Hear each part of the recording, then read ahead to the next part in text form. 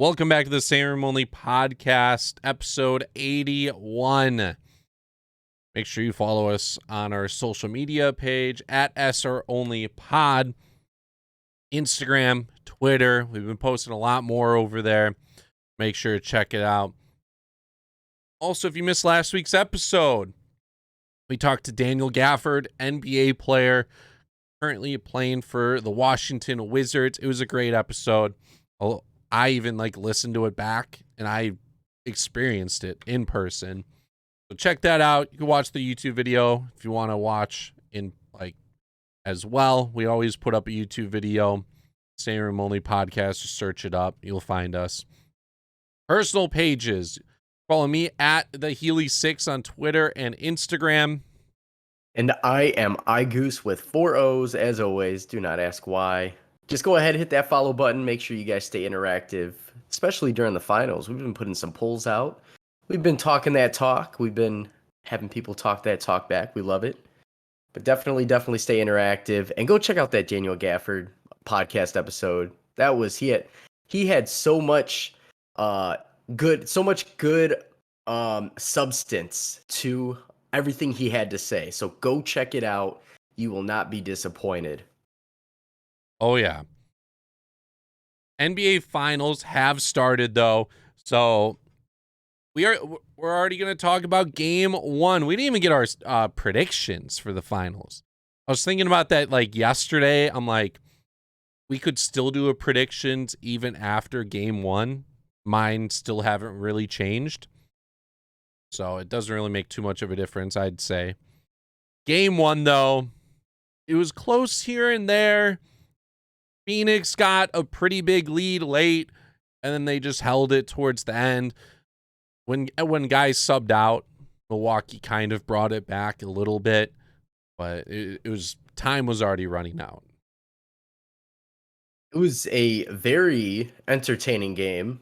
The Bucks, I think I was looking at the breakdown. The Bucks' largest lead was 3. The Suns' largest lead was 20. They pretty much maintained that lead the whole game. But there was a lot to be said for this game. And so I know you said your prediction's still the same. I still have my prediction actually going into it when they announced a certain somebody was actually going to play with a hyperextended knee. Yeah, I assume you still have Phoenix. You still have Devin Booker. I have no reason to believe you would not sway away from that, especially after the game Chris Paul had. I personally believe the Bucks are the better basketball team at the end of the day. And I'm not saying that to take anything away from the Suns being a good basketball team. I think the Suns are where they should be. I believe that they are the best in the West right now, one of the best. Devin Booker's great. Chris Paul is obviously defying the quote-unquote, I'm air quoting, the old age for basketball. You have DeAndre Ayton. I mean, they have a great team, is what I'm getting at. But I still think, and this is my takeaway from game one, Phoenix was handed a major opportunity with free throws. They ended up going to the line almost 30 times. And Giannis only shooting 11 times in this game. Everybody did their part on Milwaukee, just like everybody did their part on Phoenix's team. There's a couple of stats. If we're ready to get deep into game one, there's a couple of stats I would like to point out. Mm-hmm. The fact that field goal percentage, Milwaukee shot 45, Phoenix shot 46. It was pretty close. 3-point percentage, we're talking almost 45% for Milwaukee, 32% for Phoenix. And those are a few stats that I was looking at. Another major stat, as I already said, Giannis only shooting 11 times tells me one of two things. One, he wasn't really 100%, so he wasn't ready to give 100%, because shooting 11 times and going 6 of 11, when on average in the regular season he shot 18 times a game, something tells me that he still may have a lingering injury, which he probably does. It's a hyperextended knee. But if Giannis can give that 100% and go drive and shoot more, I can see them that being the difference maker, simply because as good as a game that Devin Booker had, he shot horrible from downtown. He shot like 1 for 11. He shot like 8 for 24 from the field, or 8 of 21, which is well under 50%. But that big difference maker is stop sending them to the line, and Giannis just needs to do Giannis things. Mm-hmm. 11 shots. Like, shout out to Giannis for playing. He didn't hurt the team at all. He did what he had to do. He had a sick block at one point. The chase down. But in the future, like, I'm still holding Phoenix because of what you mentioned with their bad shooting. I get Giannis is going to shoot as well. He's going to get to the line, score probably 30 points a game. The next should be every remaining game of the series. With Chris Paul handling the ball, being the offensive leader, Devin Booker, DeAndre Ayton, he had almost a 20 rebound game.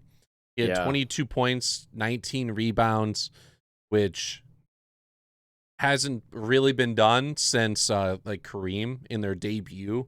A lot of these are like debut stats. The ESPN loved running with it yesterday, especially like Devin Booker and both DeAndre Ayton.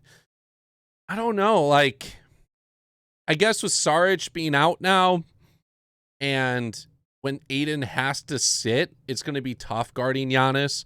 And the Bucks are a big team.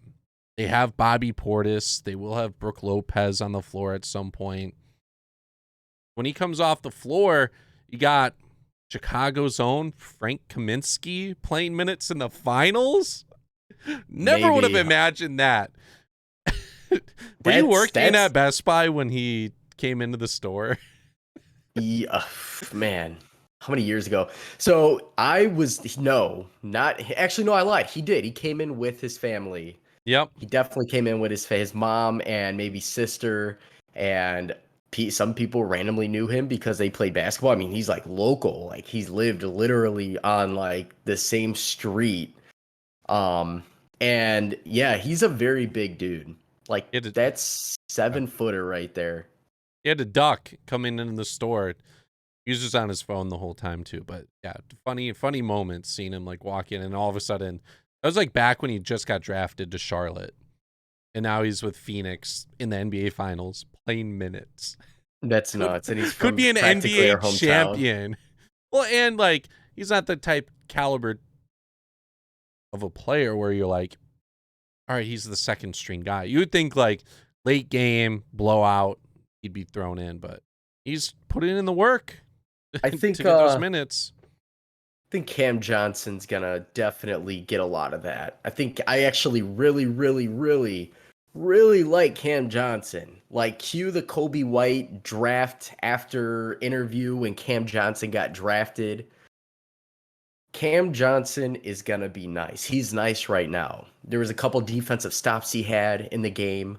I believe on Giannis, he ripped up Giannis once, and Giannis was giving him the works. I mean, Giannis was putting a body on him, and he got his hand in there and he poked one out. And on top of that, he's right place, right time for the art. He could shoot the three. I like Cam Johnson. I think Cam Johnson coming off the bench is a huge factor. Especially with Saric. Saric plays the minutes. Saric is one of those guys where, you know, he's not the most athletic. He's great around the perimeter, and he's a big body. I don't think it's a tough loss for Phoenix. I think Saric being out is okay for them. It is going to require these guys, such as DeAndre Ayton, maybe Kaminsky, to get some time, and Cam Johnson. They're just going to have to log more minutes, but these guys can do it. These guys are all super young. And personally, you are going to see, I think DeAndre Ayton was going to log the minutes anyways. I mean, you have to. It's the final stretch. Yeah. You only have 6 games left, max. Yeah. You want to play your best guys at all times. Like, if you take any of them off the court, you're hurting yourself. Yeah. And I think that Saric, like I said, going down was a bummer. Kaminsky played, I think he only played like 4 or 5 minutes in the game, but Yeah, I would expect to see him a little bit more, but maybe not. It's possible we don't. And Cameron Payne goes from the 15 minutes a game that he gets, he might get 25 because the dude is just, he plays efficiently. He plays very efficiently. He had 2 steals in the game. And, he had 3 boards, 2 assists. He hit 2 threes. I mean, this is all in 20 minutes of play time. So I'm curious to see how game 2 plays out, though. I'm very curious. Can Chris Paul do what he did again? Most of his points came in that 1 quarter. They could not adjust to Chris Paul. Chris Paul has this thing where he's obviously, they call him point guard for a reason. And I know like the troll, I can't stand the trolls on social media, but they're like, how is he the point guard? Like, you guys didn't grow up. You must be children. You did not Mm-hmm. grow up watching Chris Paul. It's about here. It's this mind to muscle to how what I'm thinking I do, and I make people look like he's so good. He does this move where he's running across the paint and he turns around, he hits the mid-range shot every time because he loves the Yeah. mid-range. Devin Booker does it too, except Devin Booker can also literally beat you off the dribble and pull up, and Devin Booker is just a different style. He's a shooting guard. But watching those two guys do that, and I'm like, they're literally getting chased by players like behind them, and they're pulling up. And Chris Paul's so good at it, he can literally hezzy because he has a shot, and then he'll drive forward and slow down, and then Mm-hmm. Giannis is all over his back because he's like, I don't know which way he's going. Yeah, I So saw one where Giannis was behind him and he slowed up a little bit, like how Trae Young does. And so yeah, Giannis ran into him, drew the foul, and he got the layup then. It was like an easy layup. super easy layup. But and it counts. It was an and one. I mean, it was Yep. it was poetry in motion if you want to call it that. But my biggest thing is Drew Holiday normally plays better defense. Like I find it odd that Drew Holiday, and everybody's allowed to have a bad game, but it's gonna take Chris Paul to go off every game. And again, it all depends on Giannis. Is he really hurt? If Giannis is really hurt and he continues to have these types of games, and he still had arguably a good game, he went almost 20 and 20. If Giannis does not play Giannis basketball, they're not going to win the series. If Giannis comes back and is able to shoot 15, 16 times, the free throws don't matter. He's going to miss. He's only going to be a 50 to 60% free throw shooter, and that's enough. Everybody though on the Bucks did their part. Everybody did their part. Brooke Lopez looks great. Chris Middleton was going shot for shot with Devin Booker. Drew Holiday should be going shot for shot with Chris Paul. He didn't. But Drew Holiday, you only really need to score 12 to 14, maybe 15 points Mm-hmm. when everybody's on the court. But that Giannis and that getting Phoenix to the free throw line that much is going to be an X factor. And that's why I'm like, the Bucks normally have a good defense. And I know Phoenix runs a great offense. But I just do not expect Chris Paul to score another 30 points, let alone maybe go over 20 points again. Devin Booker, I assume, is gonna have a breakout game. This wasn't a Yeah. breakout game. A lot of people look at the points and they think this was a good game by Devin Booker. Devin Booker can be deadly. He can do that times two. But it's all going to come down to how efficient does he score. And Mm-hmm. so there's so many X factors, and that's why I think game one, you lose game one, Giannis is able to run out. There's always going to be that mental break. I hope I don't get hurt out there. I hope I don't get hurt. We see it with players that get sent into the finals too early. Kevin Durant, perhaps, was sent in too early a couple years back towards Achilles. I think Giannis is going to be okay. The fact that he had a 20 and 17 game, while I don't know, like did you feel as though he wasn't just asserting himself offensively? Yeah, because 7 of his points were from free throws. Like, he just gets to the line regardless. It wasn't like how we've seen him before in previous series where he gets the ball, he runs to the basket, and it's either you foul him or he just dunks it over. Yeah, he did. He dunked. He threw a dunk down that like he caught a body. And it was a foul. They didn't even call a foul. I'm pretty sure this is like in the fourth quarter. He barely got his hands up because there was contact, but he's so strong. He was able to just muscle it in. And I'm like, why didn't he do this all game? And I know another thing too. He was in foul trouble. He had 5 fouls. So Yeah, I I just see that. I don't and the bulk of his fouls every game comes from charges because he is a truck. Yeah, he played 35 minutes. He was positive in the game. Brooke Lopez only played 22 minutes and he was minus 17. Bobby Portis 14 minutes, minus 16. I was seeing some stuff and I kind of agree. Giannis might have to play the 5 this series. And they might have to try to match the other team, because this Suns team, you have Crowder, Bridges, Booker, Paul, Payne, Cameron Johnson.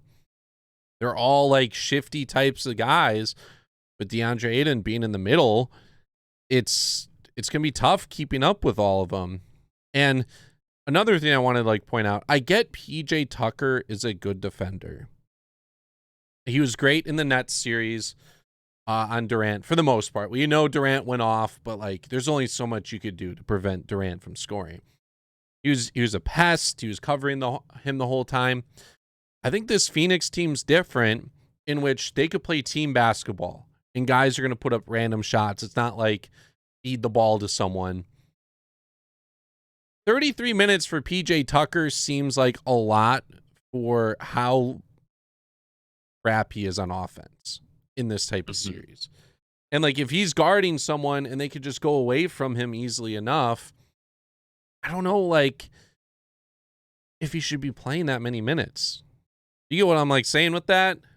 Yeah, no. And we've talked about it before. It's one of those, he's defensive minded. Mm-hmm. He can play. I mean, we got to give him his credit. He plays guys that are bigger than him and he does okay. Nobody's saying he's bad. But is it worth not being able to go shot for shot? Because you're taking him out of the game. He's short. Yeah. You have a guy, you have him running the 4 or whatever position. He might be running the 3 now. Mm-hmm. It's not even Draymond where he can pass the ball well and move. No, he's just defensive-minded guy. And if he gets the ball, he's holding it until someone either comes to him or he's able to make a clear pass to someone. Do you think it's worth running Giannis 5? I'm gonna count backwards. Giannis 5, Bobby Portis 4. Because Bobby Portis is actually not looking bad, and he's faster. He's younger. He could shoot the 3. Maybe his defense isn't as good. I saw him get crossed up a few times. Mm-hmm. But I mean, if you have him running at the 4, then you have him going up against Jay Crowder. Jay Crowder's offensively struggled, so maybe you don't have to worry too much. Mm-hmm. And then at the 3, this is gonna be tough. That's tough. Yeah, looking at their roster too, I was like, who hasn't even played? There isn't a lot of depth to where I'm maybe they could make an adjustment. It feels like they're gonna just throw out these guys and just hope this lineup can work at some point.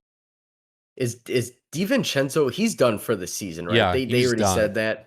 Yep. Oh man, they're missing him. 6'4" guard. He can literally play the 1 or the 2, slide to the 3 if he had to. They're definitely missing him in this series.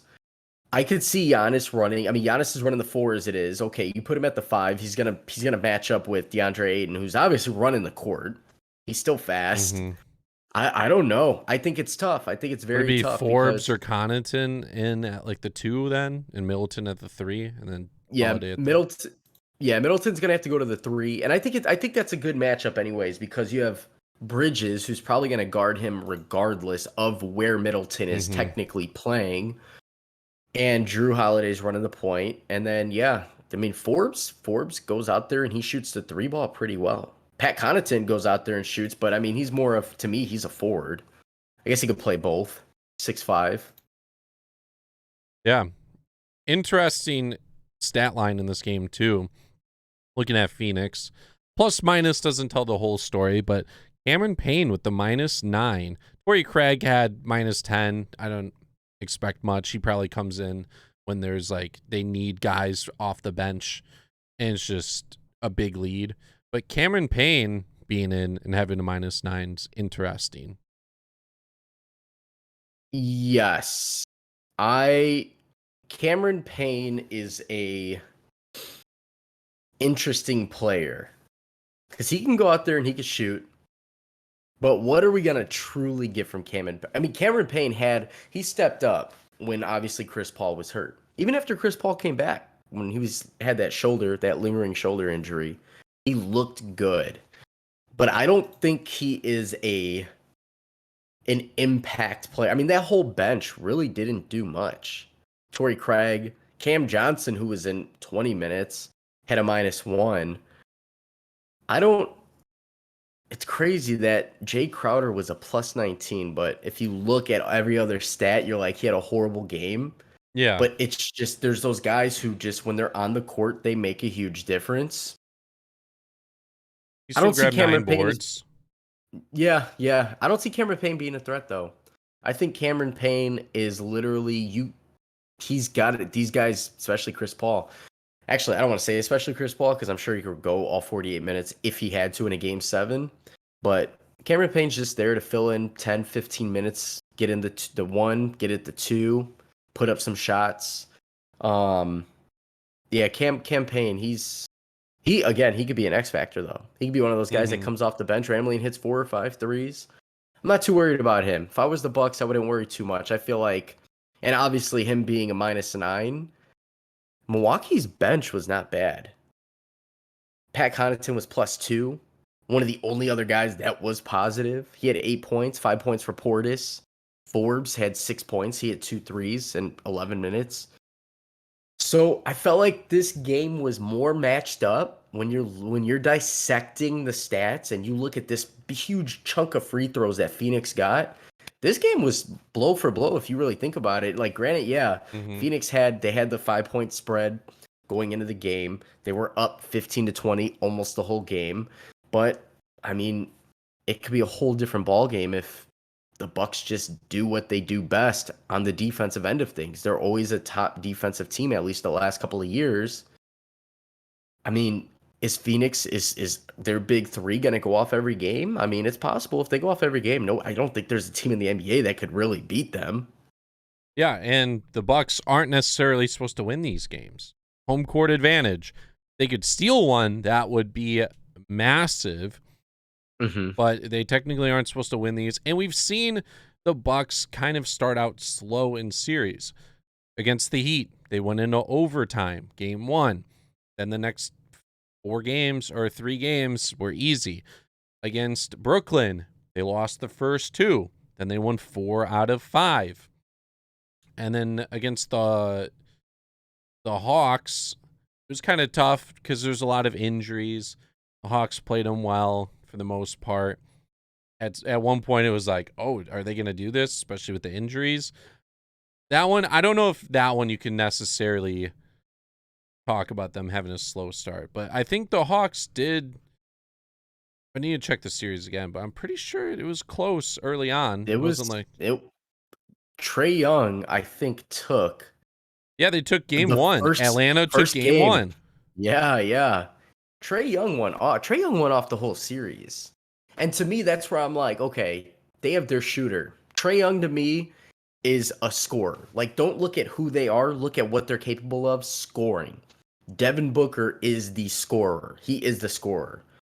Now, you got to break down the rest of the team. Chris Paul, to me, blew me away with this huge game that he had. Because you can look at his over-under on a parlay or, in FanDuel, and it's like a 14.5, and he doubles that. Nobody expected that. I don't think the fans in the stadium expected that. And I don't expect him to do it again. But if you break down Trae Young, right? And the rest of the Atlanta Hawks team is good. They have Clint Capella, who's grabbing like 15 boards every game. DeAndre Ayton, to me, I think is a little bit more talented.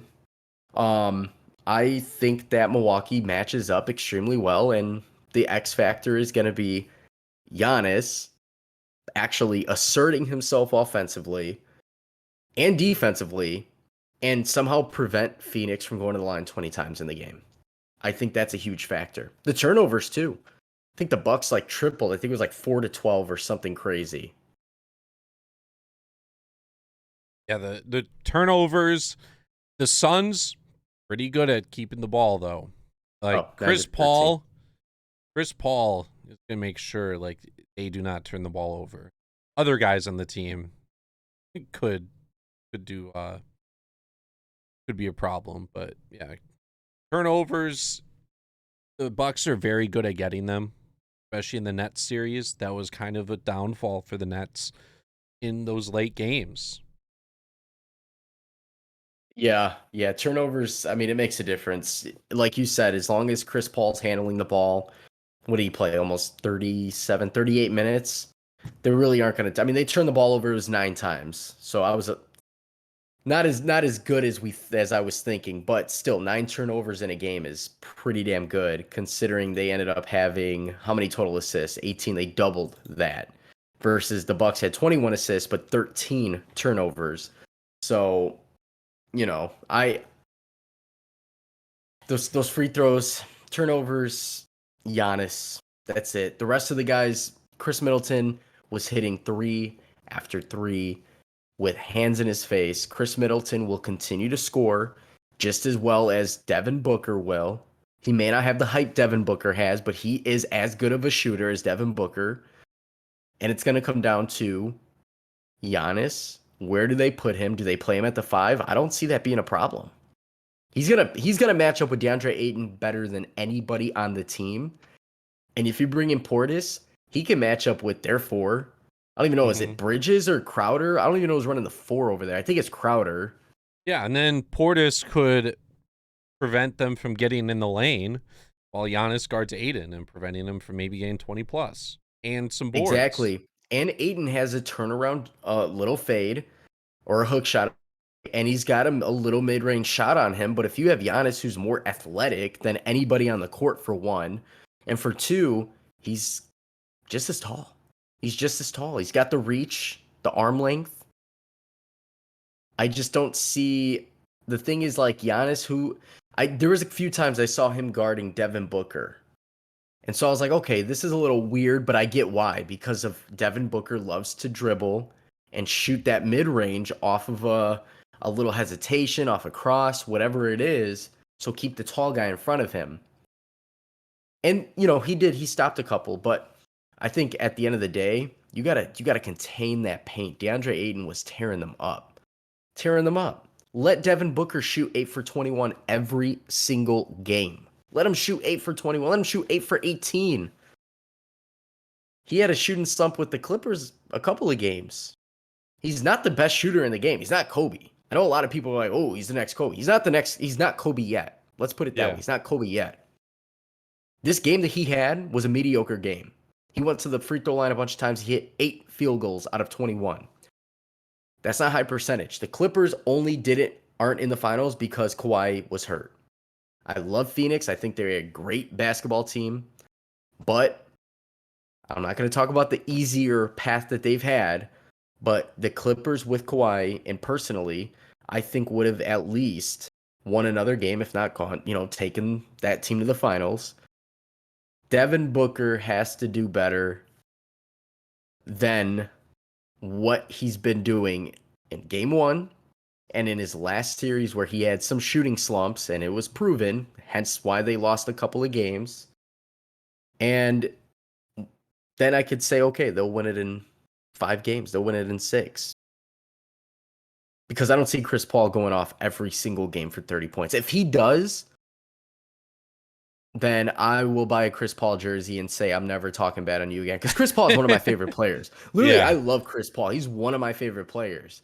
But he just hasn't been doing this. You know what I mean? So I'm like, I'm a little shook, but also like, I don't think he'll do it again. I think Giannis is going to come around. Okay. Yeah, we'll see game 2 tomorrow, Thursday, and then game 3 it goes back to Milwaukee. Phoenix definitely needs the 2-0 lead though. They cannot split this series if they want to win at any point. 'Cause I think if it's Yeah. even going back to Milwaukee, Milwaukee could make it 3-1 very easily. Some of these guys play way better at home than they do on the road. Chris Middleton being one of them. Yeah, yeah. Just Milwaukee in general. They play pretty damn well at home. Phoenix is a very good home team. Phoenix is, I feel bad saying it. I felt like I was down talking Phoenix. I'm not down talking Phoenix. Any Phoenix fans out there, I actually really, really like watching Phoenix play. I just feel like Milwaukee overall does have a better team. That's just my personal opinion when you look at stars for stars. But Okay. yes, game 3, me and Healy, we're still discussing we might be in Milwaukee. We're knocking on wood right now. We don't know yet. We're still discussing. You might catch us there.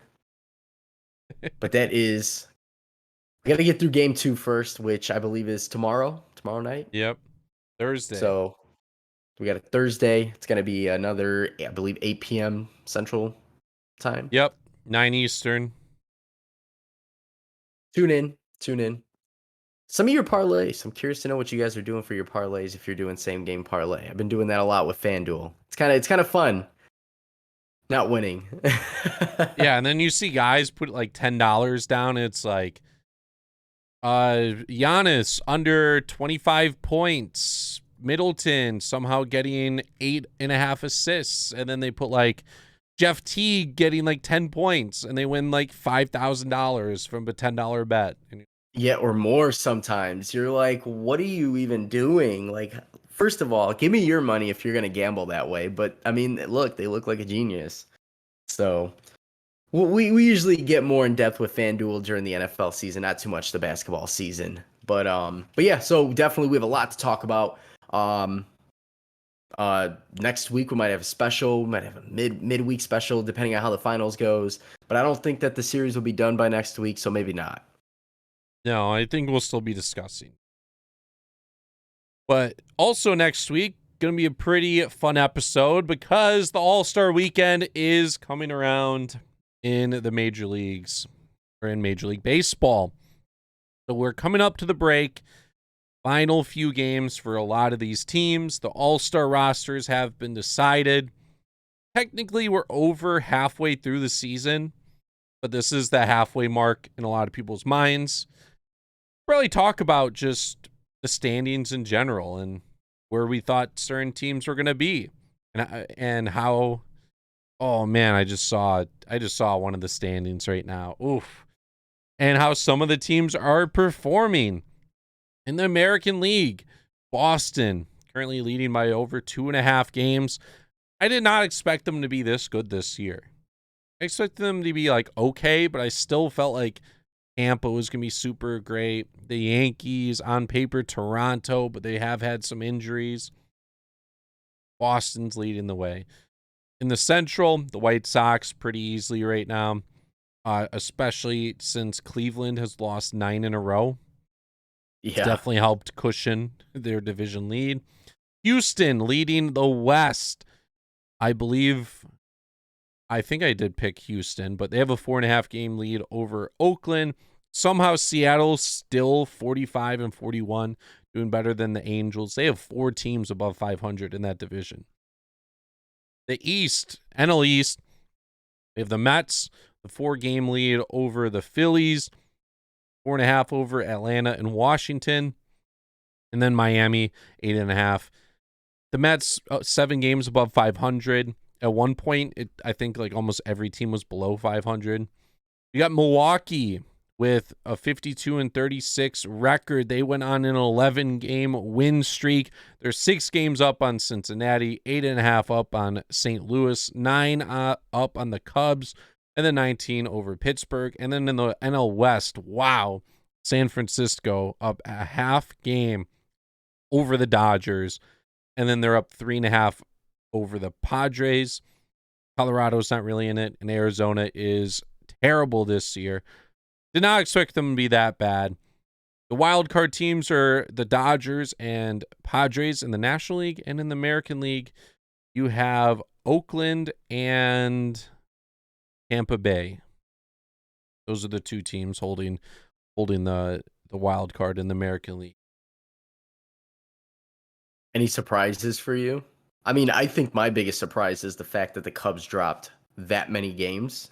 Yeah, they've lost 11 straight games. They were a top team in the division. They were 42 and 33.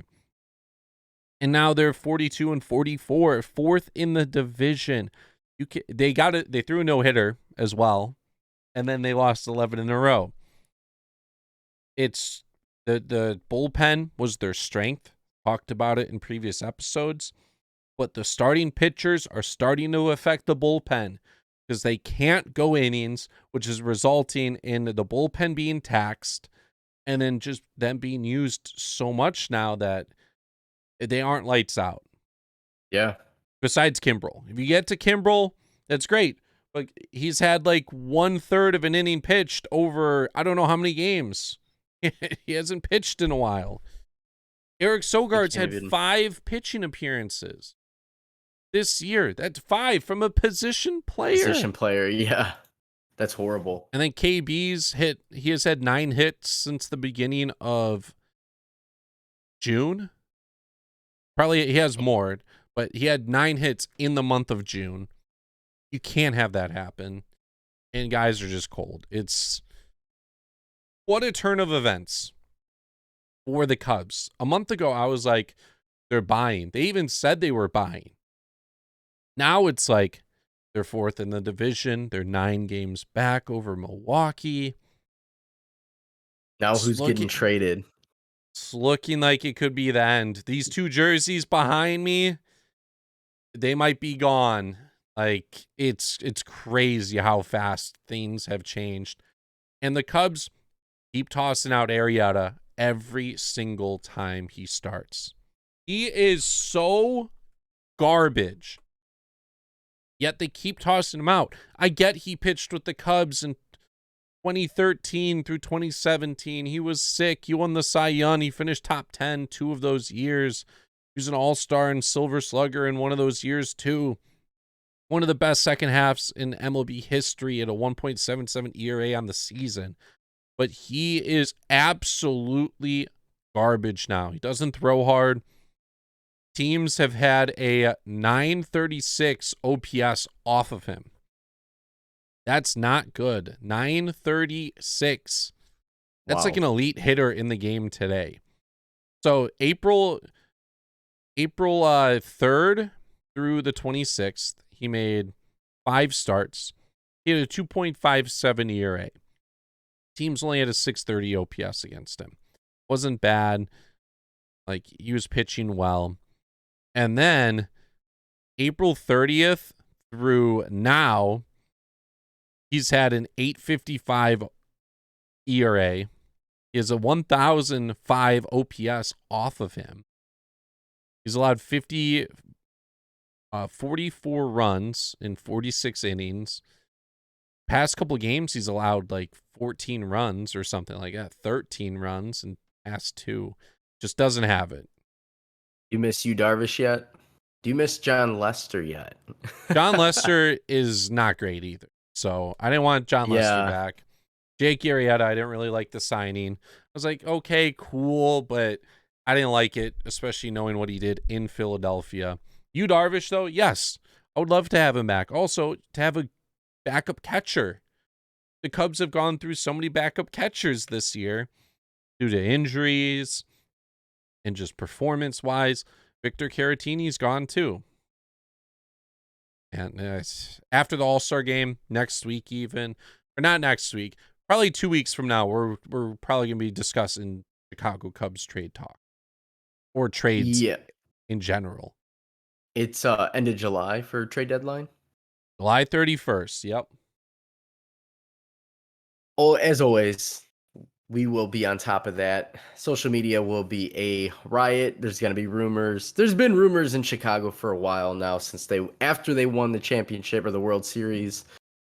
Rizzo, Bryant, Baez, who is it going to be? And it could be a pair. It could be a pair of players. I mean, at this point, who knows? I think it was a bad move to get rid of Yu Darvish, clearly, because he's doing great things still over with the Pods.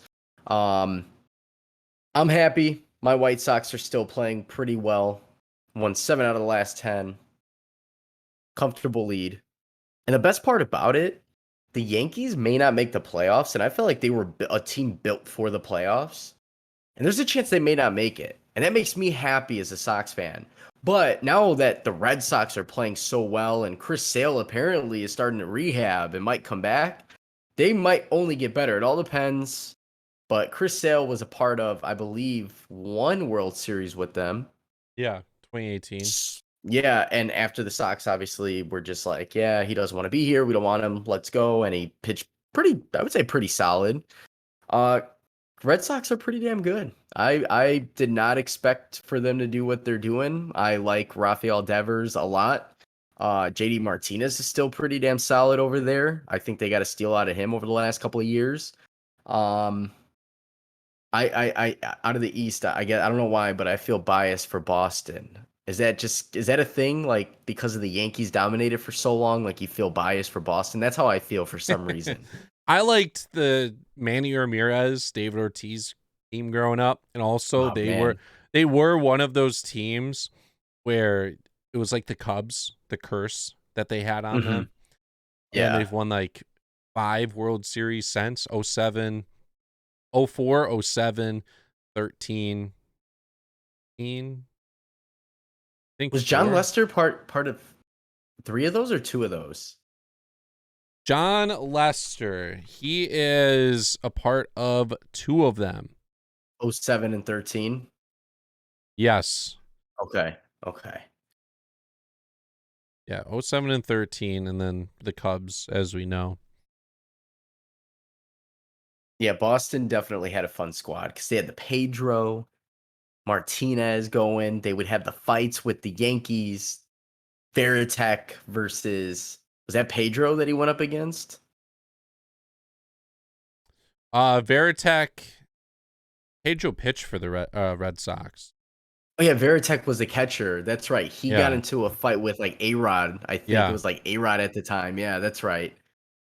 Pedro was pitching, I believe, and they just started getting into it. And as a catcher does, stuck up for his pitcher.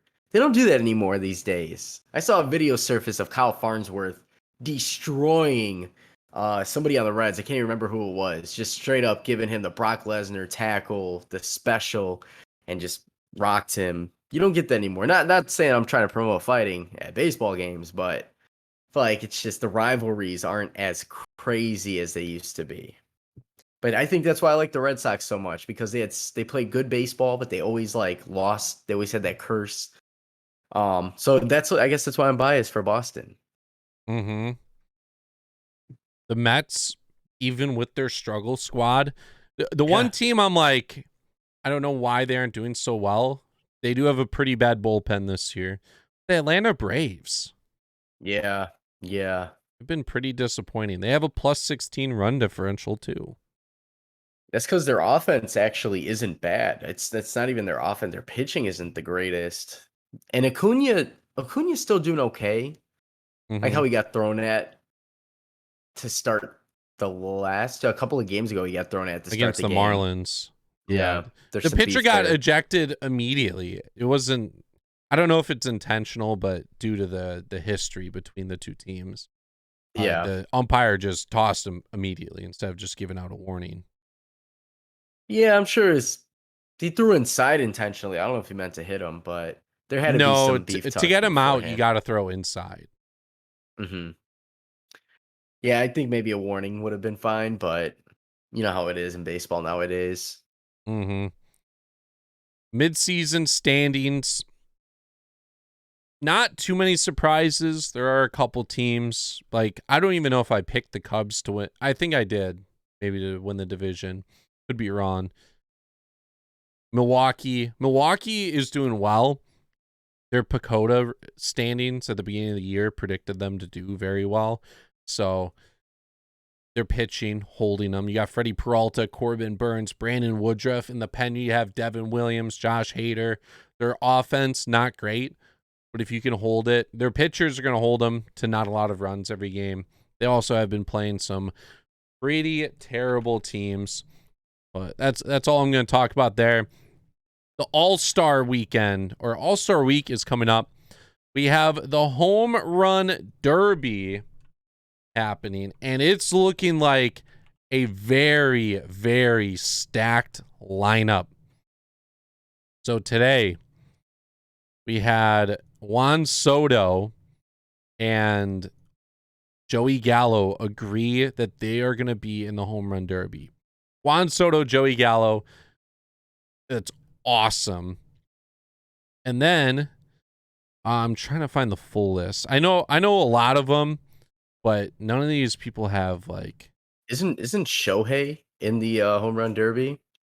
So yeah, I want to be like very specific here. They probably have. Okay, so right now they only have 7 people. Shohei Ohtani, you have Pete Alonso, Trevor Story, Trey Mancini, Salvador Perez, Matt Olson, Juan Soto, and Joey Gallo. That's going to be the 8.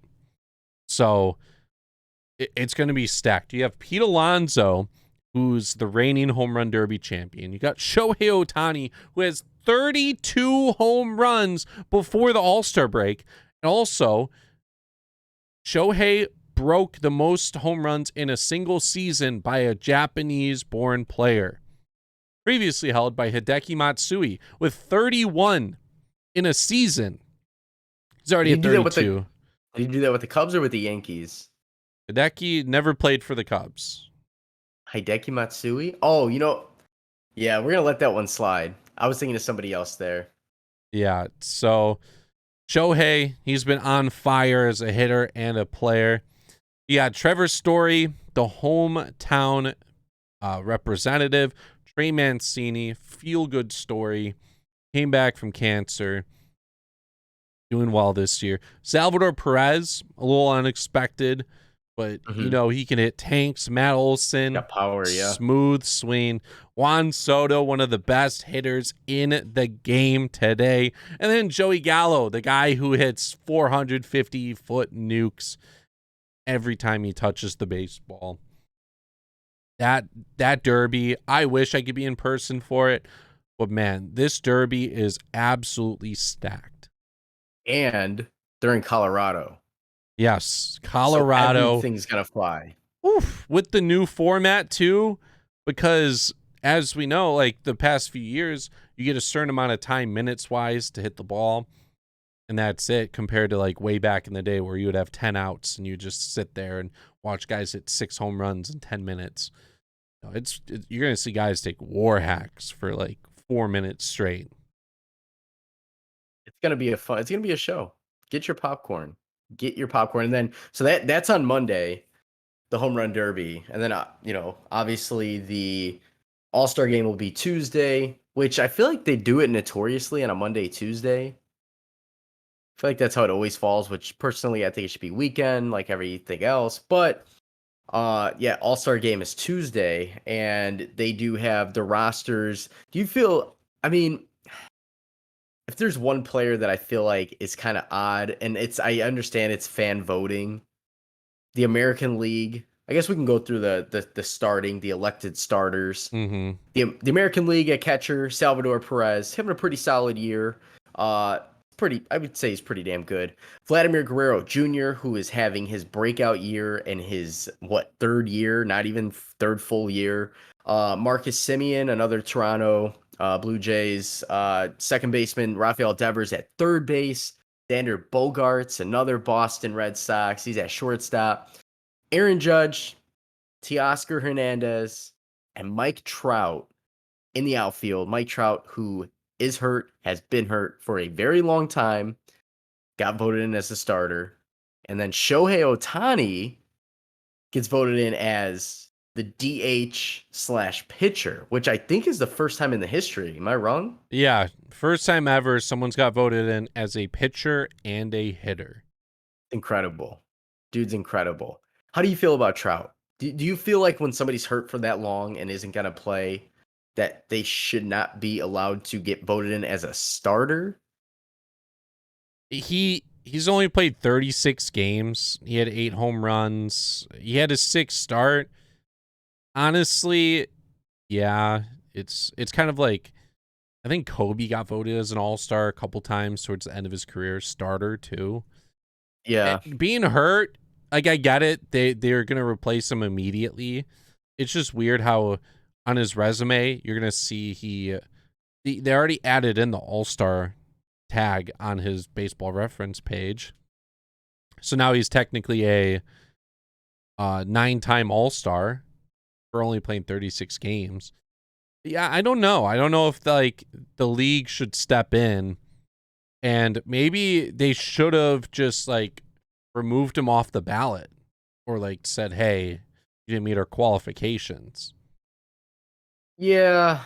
I mean, it's just one of those things where I get it. The fans are, I mean, when it comes down to fan voting, Trout could play one game in the season and will make the All-Star game simply because of his name.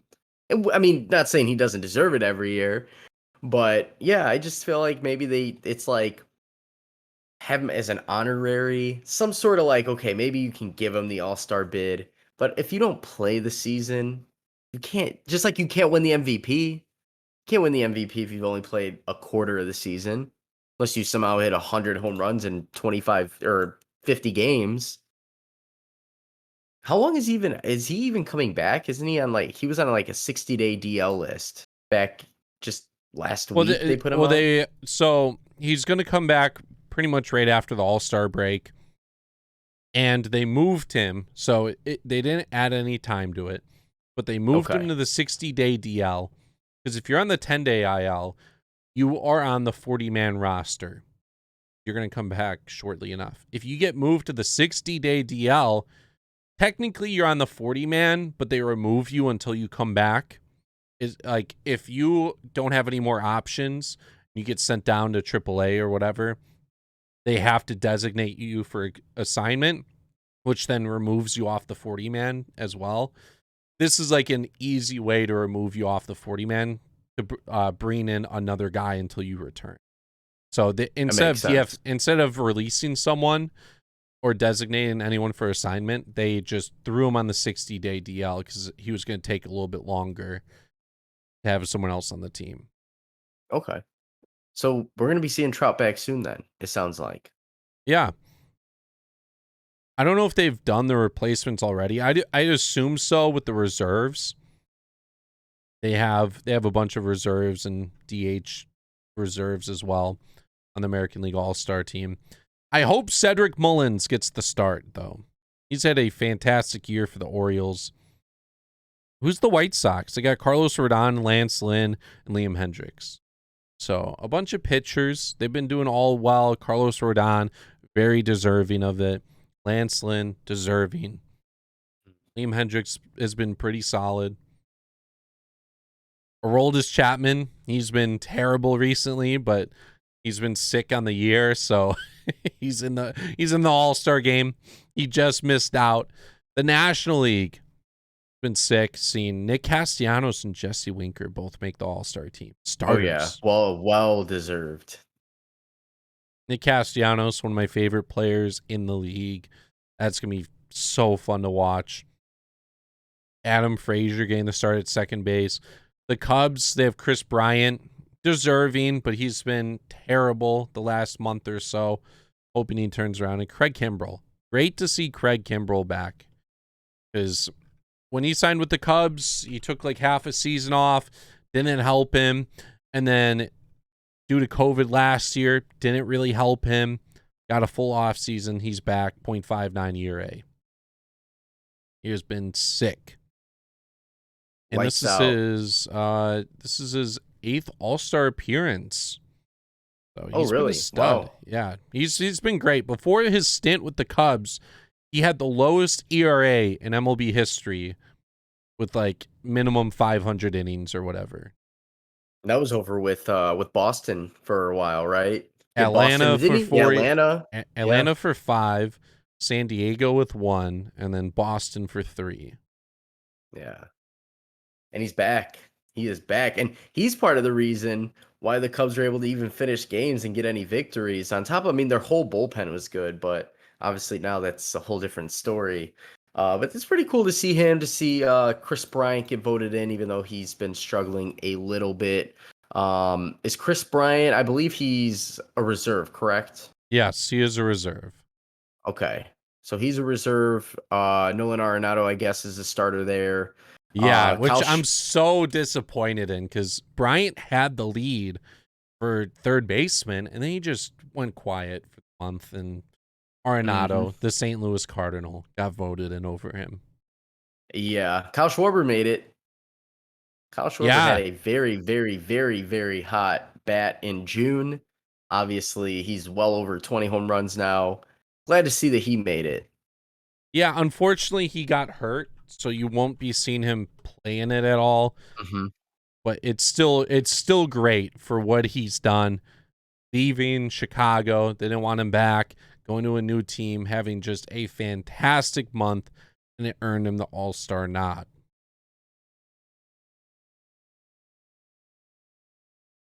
So well deserving to him. Got Brandon Crawford, who's having a fantastic year. Juan Soto's in there. Pitching wise, Yu Darvish. Love to see that. Jacob deGrom said he's not even going to travel to the All-Star game. He pitched today. So Oh, he kind of would have timed up a start with the All-Star game, but he said, you know what? I'm not even going to go. I don't want to pitch. I'm not going to go. I'll see you guys next time because he has gotten hurt a little bit this year. He wants to make sure he's ready, especially with where the Mets are 4 games up in Philadelphia going into tonight, and make sure that they're going to have a good second half here. yeah, it makes sense for Degrom to make that move. He's having a hell of a year. ERA's just back over a 1. Mm-hmm. um yeah, no, I don't blame him at all. I think I mean the rest of their starters anyways. I mean, you still have as you mentioned, Yu Darvish, Corbin Burns, some of those guys there. So obviously pitchers only generally pitch 1, maybe 2 innings to start a game anyways. So we might still see Craig Kimbrell, Josh Hader. We'll probably see all the relievers in towards the end of the game. Yeah. Yeah, that's normally what happens. They pitch 9 guys. There's going to be a bunch of replacements as well this year. Well, I don't know about replacements yet, but as always, there's a bunch of replacements every year. We'll probably see a bunch of starters or relievers get tossed in there, especially with how it times up. You were talking about Monday and Tuesday being the All-Star game stuff. I think that's because baseball's normal travel days are Mondays and Thursdays. So when you have a weekend series, the Monday through Thursday slot is like the best time for a break in this season. That makes sense because then they're going to travel again on Thursday. Yep. Okay. So that makes sense with that part. Chris Taylor, I just noticed he was an all-star. He's always been like just like the utility guy for the Dodgers. He's been with the Yep. Dodgers ever since they've really been a powerhouse. He's an 835 OPS, 133 OPS plus, which if you don't know, 100 is average, so he is 33% better than the average player in baseball. 10 home runs, 274 average. Been killing it. So I just noticed that on the All-Star ballot. First All-Star game. Yeah. So You got to next give the week, utility men the credit they deserve. we are going to go over the All-Star game stuff. I'm going to be watching it, of course. If you play MLB The Show, there's going to be content for that as well. All this All-Star stuff. I debated going to the Colorado games, but instead I decided to skip it. Way too expensive. Maybe in the future though. They need to have an All-Star game come back to Chicago. Either side, south side or north side. There's a lot more to do on the north side, I can tell you that. But either way will be fun. It's been forever. I think 2003 was the last time it was in Chicago, and it was at US Cellular. Yeah, yeah. I remember that. So Rob Manfred, please bring it back to Chicago. In baseball news, besides that, not really much. Shohei Ohtani, please watch him any chance you get. Might be a once in a lifetime season we are experiencing. Football news, not much besides Tom Brady and Aaron Rodgers playing golf against each other. Yeah. Did you see Wait. the trash talk with that? Yes, I did. I've also been seeing the trash talk on Tom Brady, like all of Tom Brady's like Twitter and Instagram. My favorite was there was like a Jeopardy segment where Tom Brady made a comment about who it was like who's unhappy with their boss and can't win, and it was like who is Aaron Rodgers or something like that. I laughed as a Packer fan. I laughed. I love the relationship that they have. Two goats. They're doing the most with their offseason right now, which I think Rodgers, I don't know how long his offseason's truly gonna last. But yeah, it's comical. Even the golfers kind of go at it a little bit. Yeah. Uh, the Rob Gronkowski call. Did you mention that? No, So no. they had Rob Gronkowski. They're all wearing AirPods, so they're able to like hear stuff. And Gronkowski's like, dude, I've been training. I've been putting in all this effort this off season, and you're out here golfing and whatnot. And Tom Brady's like, I'm scouting my competition. I'm looking at Aaron. I think he's the captain of the Packers. And Aaron's like, oh man. He's just picking on him the whole time about it. I love it because it's so fresh, and he's hmm poking fun at I mean, I would consider that Fred. It's still happening. A Yeah. lot of guys don't do that. There's one quote where Tom Brady was like on dissatisfied, and Aaron Rodgers is like, I didn't say that. He's like, Yeah, that's what I've it never was. said that. But Tom's like, yeah, I'm getting in your head. Even though Aaron probably he might have said that, but he's like, no, don't like, I don't want it to be official that like I actually did. You can tell Rogers gets kind of like I wouldn't say he's annoyed, but he looks almost annoyed out there with it. But they're having fun. They're friends. They're all having fun out there. No doubt about that. Football season though is soon. It's around the corner. So be ready. Everybody listening, if you've listened this far into this episode, be ready. We will be talking about fantasy football, weekly matchups, injuries. Hopefully nobody gets injured this year. I want 0 injuries on the injury report for all 18 weeks. We got the extra week. We got Hard Knocks. I think the Cowboys are in the Hard Knocks. I might have to tune into that. I think they have not been in the Hard Knocks since they had Emmitt Smith back in the day. I didn't even know Hard Knocks has been going on since that long. I just saw a report on it earlier today or yesterday, I think. It was like, oh, the Hard Knocks is back. Dallas Cowboys. Dak Prescott's back. Oh, okay. This might be a little interesting to see. So I'm gonna have to tune into that. But we still got a long way, but we don't have a long way, if you know what I mean. Once August hits, preseason, only 3 weeks, because we got the extended season. Season starts the beginning of September. But we'll definitely be talking more about that, especially because of basketball is going to be ending. Nice thing about basketball ending late is I believe they're looking for a startup at regular time as normal, which would be middle of October, end of October-ish. So we might get a lot of news in the NBA right after the season. So I know that we didn't talk about it, but Kenny Atkinson is signing with the Warriors as an assistant, which is huge because he used to coach the Nets and was talked about going to Chicago. Obviously, did not. So that's some stuff we could talk about for next week as well. Yeah, no doubt about that. So if you guys do enjoy the podcast, make sure you hit that thumbs up, subscribe, download it, whatever. Follow us on the social media at SROnlyPod, Twitter and Instagram. You can follow our personal pages. Mine is at the Healy6. I am iGoose with 4 O's. Hit that follow button and let's talk some trash.